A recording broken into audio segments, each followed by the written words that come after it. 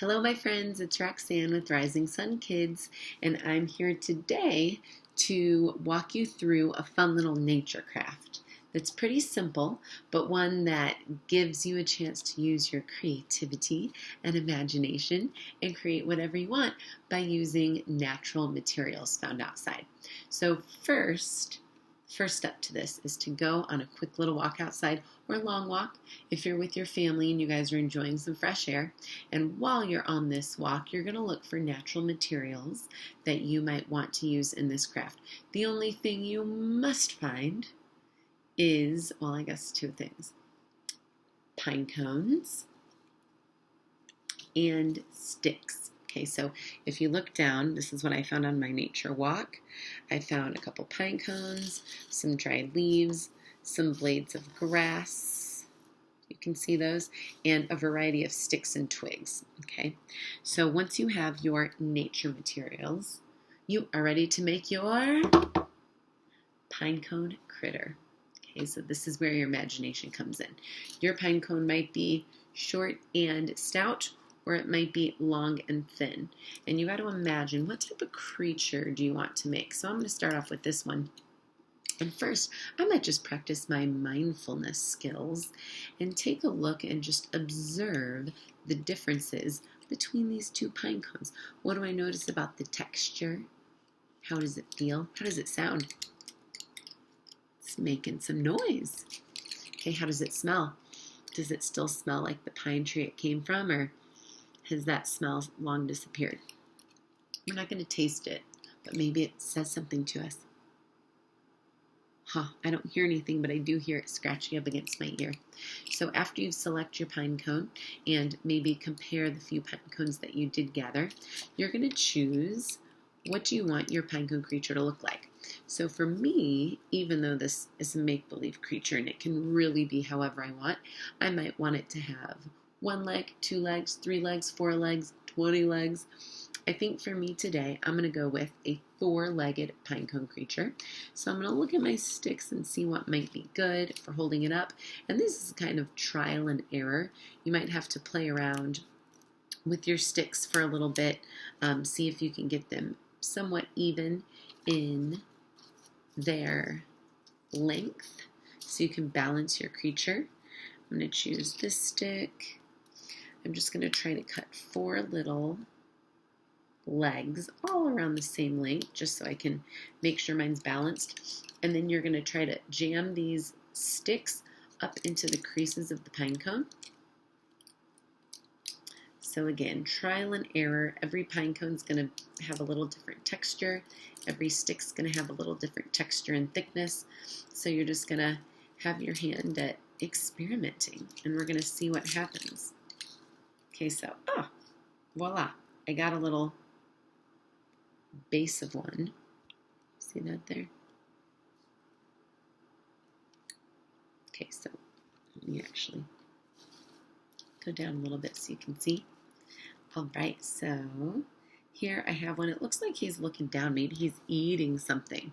So now the next step is, what type of fluff do I want on him or her? Mine's a little boy. And maybe at the end of this I'll name him.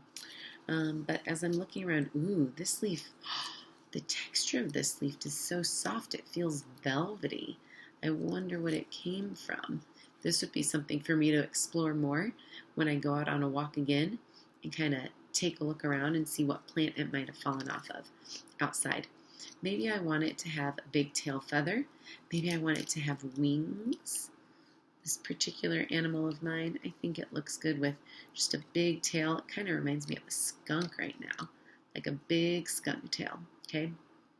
These blades of grass, what might I want them to be? They could be some type of like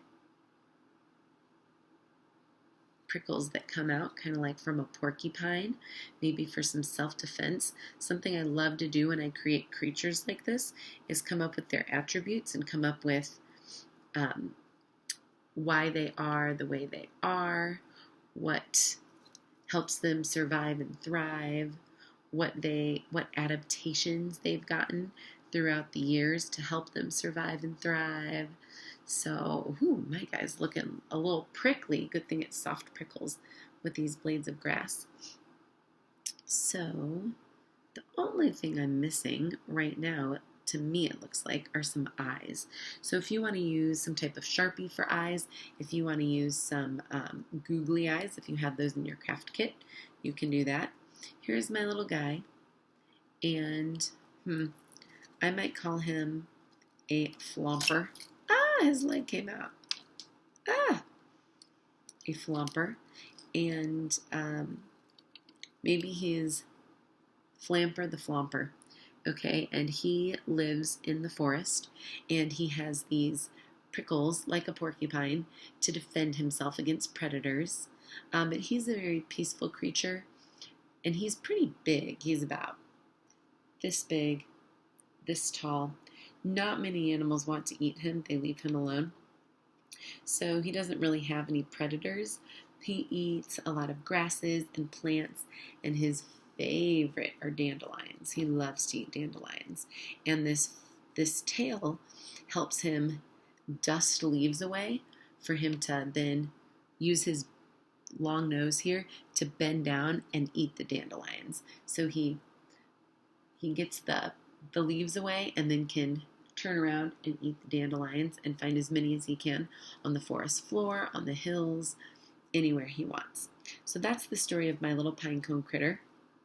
And if you want to take this past a nature activity, if you want to turn it into just straight up fun arts and crafts, feel free to go in your family's craft box if you guys have one, or find any type of materials that you think it might be fun to add a little more color and brightness to it.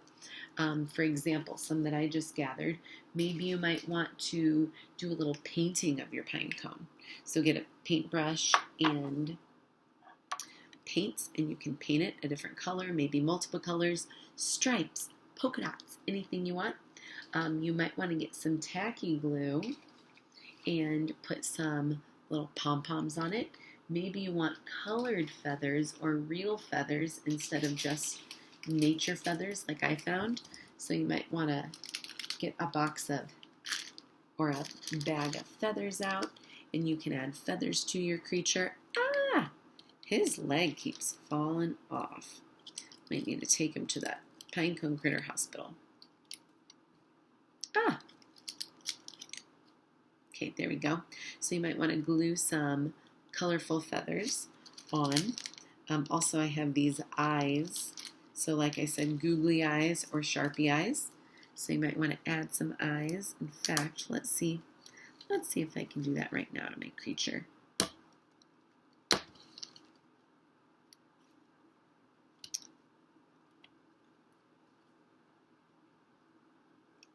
There we go. Now he has eyes so he can see all the dandelions he's eating. And he loves drinking water from the pond that's nearby. Let's see. Also, I have some like little twine and braiding cord if you want to like wrap something up onto the body of your pinecone critter. Or you might want to get some pipe cleaners. Love pipe cleaners. These can also be good for the next step if you want to take it a step further and build your own habitat for your pinecone creature. So this could be built out of something like pipe cleaners, or you might want to use the extra nature materials that you got to make a realistic nature-like shelter or habitat for your creature. So you might want to make like a teepee shelter, cover it up and camouflage it with some leaves. You can get creative as you want. If you want to use even a bigger imagination, you might create a whole home for your creature with different rooms inside their house. And you know, you're a creative kid. You can figure it out. Let your imagination and your creativity soar. Thanks for tuning in today, and I hope you have fun making your pinecone creature. Have a great day and take care.